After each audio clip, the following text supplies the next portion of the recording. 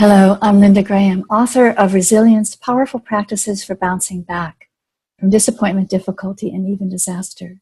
In this series of conversations on resilience, you'll learn from many experts offering practices that help them recover their own resilience. In this conversation with Sylvia Boorstein, we're learning the practice of, may I meet this moment fully, may I meet it as a friend, and applying that practice to moments both mundane and profound, when we're in pain, disappointed, or when we feel like we're making a mess of things. Welcome to this conversation exploring resources for recovering resilience. Today I'm speaking with Sylvia Boorstein. Sylvia is the co-founder of Spirit Rock Meditation Center in Woodacre, California, and she's the author of many superb books about mindfulness practice. She is a beloved and even revered teacher of mindfulness all over the world. So Sylvia was my first meditation teacher. I joined her Wednesday morning meditation class at Spirit Rock about 20 years ago.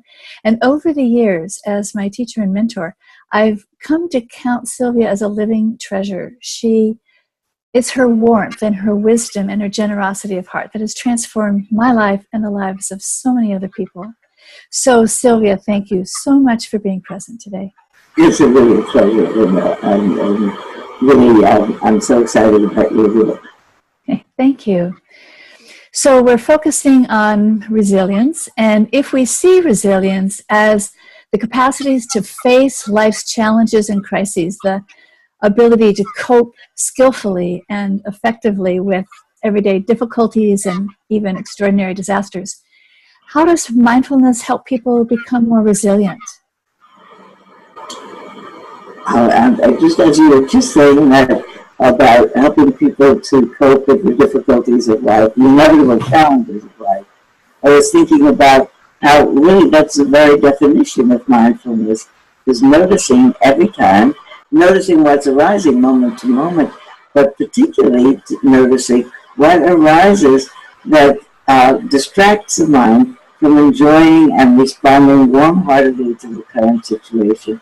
It's a fundamental definition from the Buddha about the condition of life is like it's a ride on a mountain road in a wooden ox cart with not so finely prepared wheels. So it's bumpy life. And I think sometime, perhaps when we all started our meditation practice 20 or 30 or 40 years ago, when we all got interested in contemplative practices, we had, maybe I certainly did, we had not such a clear idea of what the end point of practice was meant to be. And we talked a lot about liberation or, that was it, about liberation and coming to some desired end point where I didn't actually think about it very much because everybody was doing it, and so I was too. But I think everybody kind of harbored a notion that once you really saw what was true about life, you could cruise because that understanding would so deeply transform your heart and mind that you respond to everything with ease and warm-heartedness and acceptance, and you'd be cruising from then to the end. And in fact, it's cruising from this moment to the next in this life with all the tools and recognition and wisdom in the world. What's better than before is that I think for all of us who have been paying attention to our lives, we see more of the bumps in the ox cart. Wow, another bump. We imagined this bump so soon. Okay, another bump. And we ride the bumps much easier than we did. I remember years and years ago when we were all getting interested in Eastern practices, there was a poster advertising classes in the yogic tradition of Swami Satchidananda. It was a big poster, clearly not a picture of, but a poster rendering Swami Satchidananda on a surfboard. And it said, come to meditate, and it said, you can't stop the waves, but you can learn to surf. And I wonder about that sometimes, because that sounds like you can live superficially. I think what it really means is you can keep your balance. Or at least get it back. Do you have an example for yourself or someone you know who has had to keep that balance or bounce back from some adversity. And how was mindfulness practice helpful at the time to do that? Well, I could think about the most mundane and the most profound. So I'll tell you, I'll give you one from one end and one from the other. I'll do the mundane because it's easier. As you and I both know, we had a little trouble setting up the video this morning about, on my end or your end or something about these Zooms. Until we got it going, it was a little bit of, I had to call my son who helps these kinds of things. So it was a little bit of jacking around to get it all done at the right time that suited me or for everybody. And I watched during that period of time how every kind of thought came in my mind. Annoyance, why doesn't this work? I do it, it should work. Why didn't I test it before? Maybe I should have done this from school. Their Wi-Fi is more reliable. I don't know, dozens of thoughts about I should have this or what of that or the next time. And at some point I said to myself, and it was all getting fixed at that time, I thought to myself, wait a minute, what's happening? This is a little bump. This is unpleasant. I wished it would have been otherwise, but it wasn't. It's a passing bump. It's nothing. I have my newest, one of my many mantras that I say to myself to keep a balance. And I say to myself, these things happen. You think these are the things that happen in life that are monumentally important, whether or not the Wi-Fi works right now is minimal. If these things happen, they should get fixed. That's all. It's nothing. So I think that fundamentally one uses wisdom as the balance of these things happening. That's the mundane. I'll tell you the most profound, most profound in my life. The first time I went on a mindfulness retreat in 1977, I undertook my first retreat. Sometimes people start with a day long or 2 days. I went to a 14-day residential retreat with no one I knew in another state because I'd heard about it. I was interested in my life. And the 14 days went by, and other than the headache I had from caffeine withdrawal in the beginning, it didn't seem so notable. Days went by, and I got bored and irritable and confused. I didn't know what was going on, and my body hurt me very much. It was still so long because I was much younger, and I was a younger teacher. But the 14 days went by, and on the last day, I needed it just when they said, okay, now we're getting ready to leave, and you can talk again because they're all in silence, of course. I phoned my husband at home to tell him what time my plane was arriving, and in the course of the conversation, I said, by the way, how's my dad? And he said, well, that's not good news. My father, who was then 65 years old, and so I was 40 years old. And he was a very close friend of mine. He was an only child. I was an only child. He lived a mile from me. He was very involved with my family. He and I were running 10K races together at that time. And he was in perfect health. He'd been feeling peaked, and he said, I'll go to the doctor. And my husband said to me, it's bad news. He has a cancer of the blood. And in this particular cancer, it does not have a cure. It has a treatment, but the life expectancy is about 2 years. So here I am standing in another state in a phone booth. This is a long time ago. In a phone booth. And I just had the news. My mother was long dead by that point. But my remaining parent was now gravely ill, which is the kind of thing that when someone phones you and tells you that news, you usually feel like the floor is falling out from under you. They even faint until you have to lie down. I'm standing in a phone booth with people yelling outside. And I remember feeling it. I felt very, very, very sad. This was very painful because I loved him so much. And I didn't feel like I was falling through the floor. In that very moment, I thought to myself, maybe I said it to him, I don't know. But maybe I said, but I certainly thought, okay, this is the next thing we have to do together. And I did not say these things happen, but it was the equivalent of these things happen. Mm-hmm. Profound Dharma understanding is that life is a very bumpy road, and these things happen.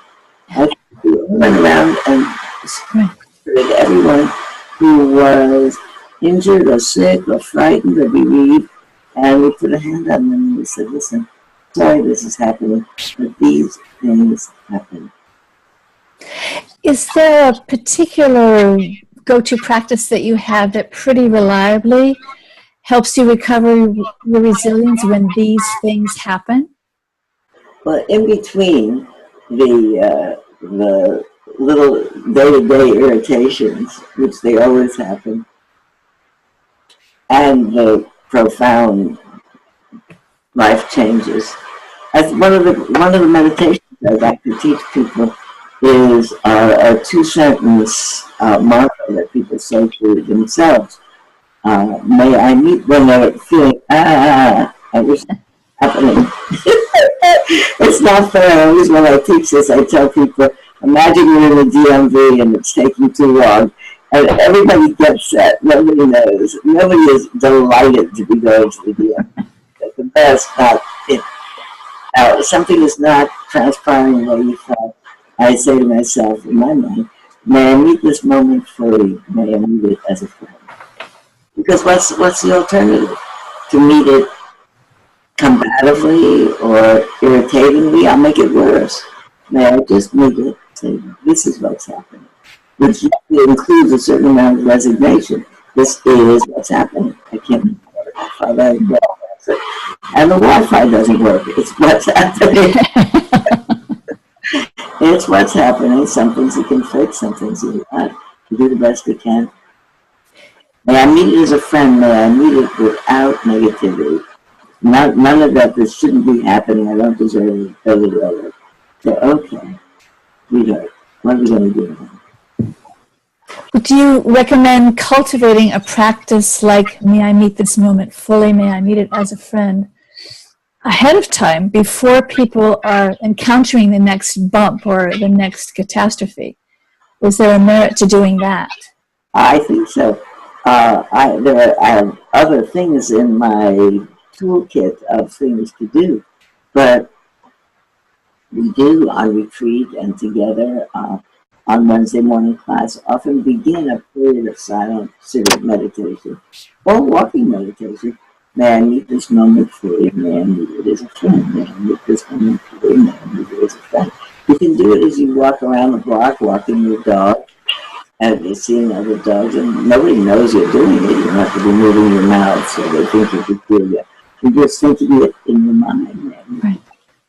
Because the alternative is to meet the moment crouchedly or warding it offedly, in which case you really don't have a full view of it. Right. It doesn't mean, man, meet this moment fully means I'm like, I surrender. It does mean I surrender. But it's not that kind of, I can't deal with it.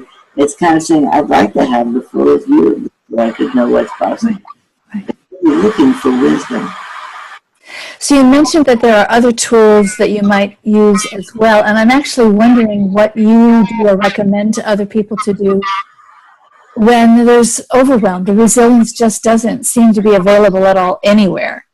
And what can you or other people do then?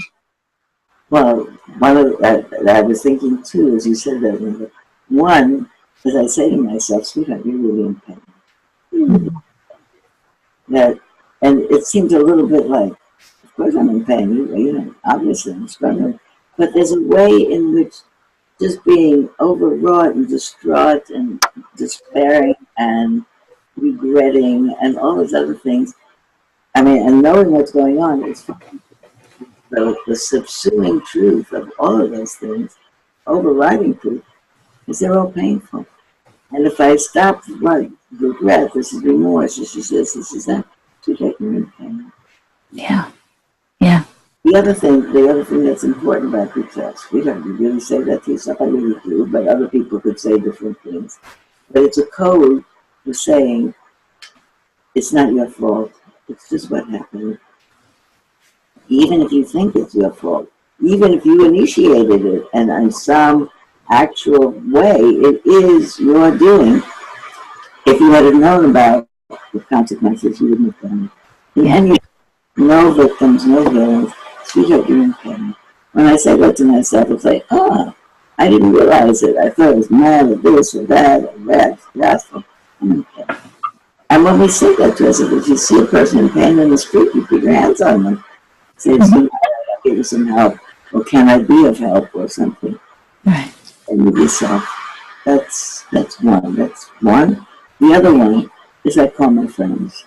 Right.